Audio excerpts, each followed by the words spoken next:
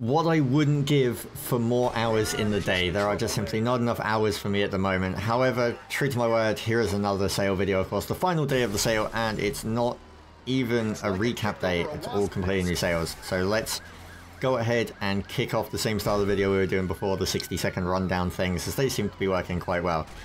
So, of course, first up we have Driver San Francisco, and this is a game that is truly, in my opinion, a fantastic way to kind of kickstart the Driver franchise again.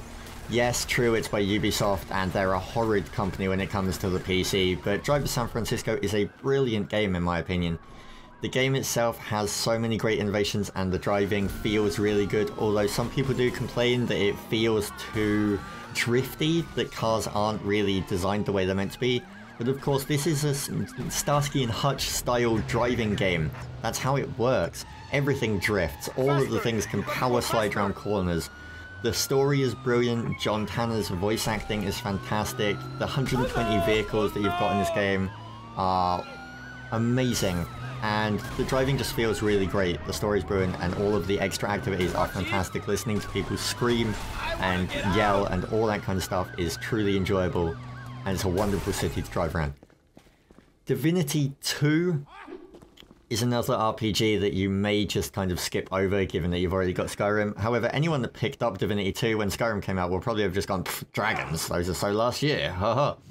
Divinity II sees you playing a Dragon Knight. And no, not the guy from Dota. Divinity II sees you playing as a character that essentially becomes merged with a dragon. And it's rather interesting, but the combat is rather crappy if I'm honest, but the story is brilliant. The game is really long. There's 2 different adventures and it's over 100 hours, and it's really an RPG fan's dream if you can get past the combat. The voice acting and script is just so off the wall and it's really great. The equipment that you can get is fantastic, and of course you've got this wonderful ability to build your own fortress and the necro area and everything that you see me running around in now. You may want to give it a look. Of course, moving on from there, that's the only time I'm going to say that phrase in this, I promise, is Fable 3. If you're after a arcadey style RPG, then give Fable a look. Fable 3 is of course wonderful, and the voice acting in this game is mind-blowing. You've got John Cleese, Stephen Fry, and other names that I can't even remember off the top of my head because my brain is fried. The game has that wonderful comic humour. Of course, the quick-time mini-games suck massive amounts of balls, and some people complained that the story was rather linear, but this is the kind of game that, given the voice acting you've got in it, you would play it for the characters. You would play it for that story, not for the free-roaming aspect of this. There's a lot to do, the moral choices are kind of interesting, and I really enjoyed getting down and dirty with Fable 3. I played it on the Xbox when it came out for ages and ages, and it was just really enjoyable from start to finish. Now, if casual is more your style of thing, or little games that you can play when you've got a bit of spare time, maybe you want to have a look at Demolition Inc. The premise for this game is that you are an alien that has been charged with destroying everything on the planet Earth so that it can be turned into a giant park. And that to me sounds like a brilliant way of doing things. It's crazy and zany and is a wonderful little casual game. It's kind of puzzly in a way. You have to work out how to destroy all the buildings using the tools that you've been given. And it features things like exploding cows and oil slicks. And it's really quite interesting because you have to chain things together to get it to work at times, like chaining a row of cows and all that. But the levels are fairly short, everything is wonderful about the game, and it's a really good time sink if you're just after a quick time sink, like, you know, 5 minutes here, 5 minutes there. You'll really just kind of be able to jump into it, do a mission or 2, and then jump out again, and yeah. So, Greed Corp is a game that I never understood.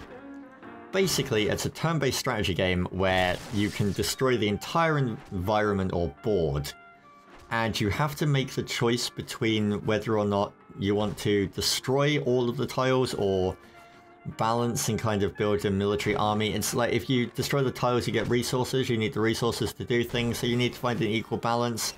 You can also stop your enemies from taking the squares by building stuff on them or destroying them. And overall, I'd say if you're after a turn-based game to play with your friends, maybe have a look at this one, but solo, I mean, it does have a 10-hour plus single-player campaign, it does have rather a few unique maps, but single-player, I don't see this game having much lasting potential. This is the kind of thing that you would pick it up to play with friends more than anything else. Finally, I get to take a breath. Now, of course, for some reason, they've decided to put Modern Warfare 2 on sale, which to me seems amazingly stupid. I don't know why they've done it, but it seems amazingly stupid. You wouldn't really buy Modern Warfare 2 at this point in time, given that you've got Modern Warfare 3 out. If you're going to get a Modern Warfare game, you would get 3, not 2. It's kind of one of those odd things. You may get 2 because it's cheaper, but if you're going to do that, you'd probably get it on Xbox rather than PC. This doesn't really seem like a title that you're going to want to pick up, even if it's as cheap as it is, but it's not even cheap. It really isn't. The Call of Duty games never are. It just seems to be a case of, hey, we're going to put out a Call of Duty game. It's on sale. It's 50% off. It's still £20. Because they never, ever, ever drop in price. Ever. They're always that price. So just don't get this. Avoid it. Go get Modern Warfare 3. Now, Magic the Gathering was a game that I played more than I should have at college. And to see it turned into a online game was brilliant and I loved it. However, last year's version, 2011, I really had some issues with and I felt it sucked. 2012 really builds on that and makes it better. If you're a Magic fan, give this a look, especially at the price it is, especially for the huge pack that you can get that includes all the extra decks and foil cards and all this stuff. You may not be interested in the foil cards, but the extra decks are worth picking up. And if you're the kind of person who would pick this up, your friends would pick this up as well. The single player campaign and AI isn't that bad to actually play against, and the fact that you can actually play this against your friends as well really does give you more potential for this game and just more enjoyment factor, because playing Magic with your friends can always be a really great time.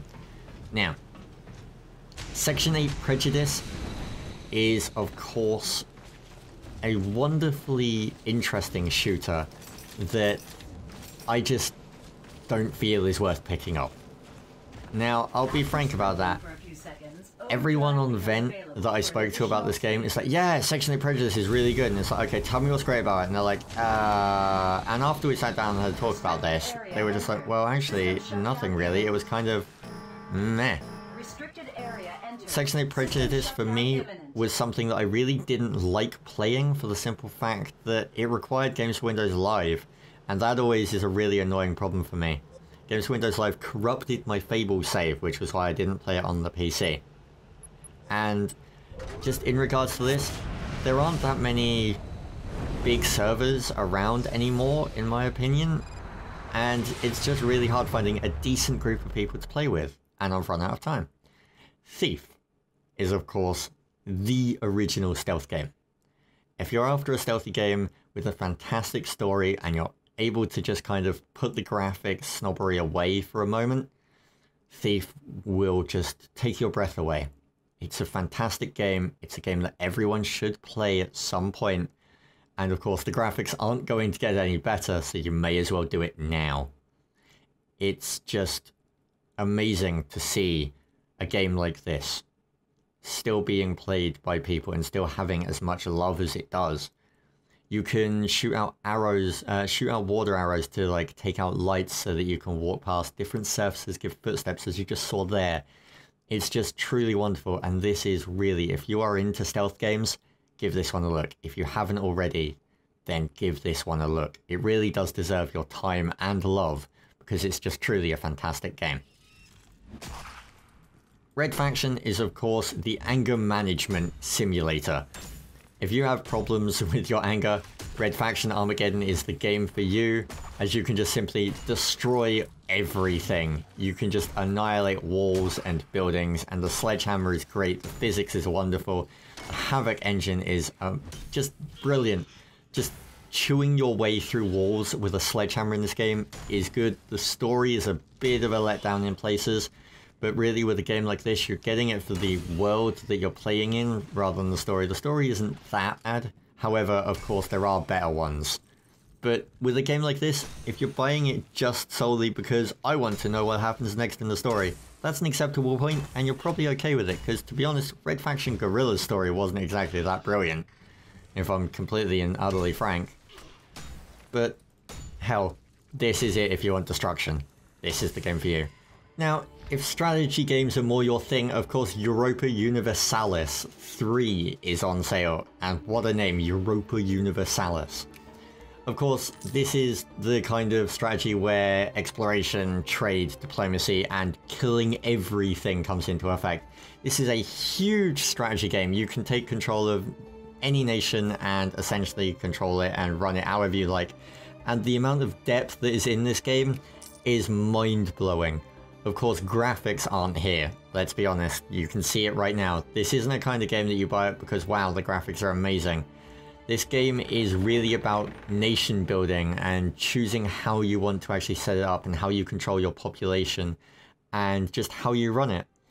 Of course, the game is just fantastic if that is your kind of thing. If strategy games like Civ are your kind of thing, maybe picking this one up on the cheap is worth it, as you'll just be able to sink hours into it.